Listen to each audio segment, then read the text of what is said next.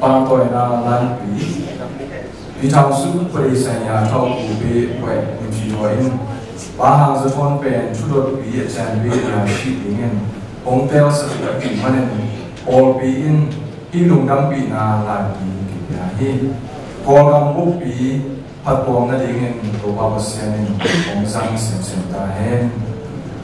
sang ngã ở bên trung sen báo church pasa của ba song khang thắng president và thọ cho thì số một sáu của bạn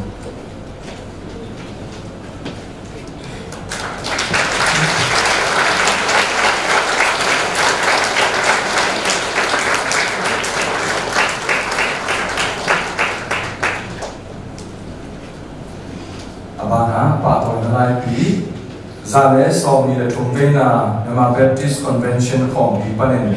MBC General Secretary tu ni le som ni panna tu ni le som ni sunga ding asem dingin Reverend Dr. Tham Chin Lian kolong buk pi pung pol pi den ong tel sakahi manen pol pi in hi pato na lai pi ya hi doba pasen tu pa hu ya hen la ama bin chana dingin ong sang sem ta hen bên trên sân báo của bá sọ thành thang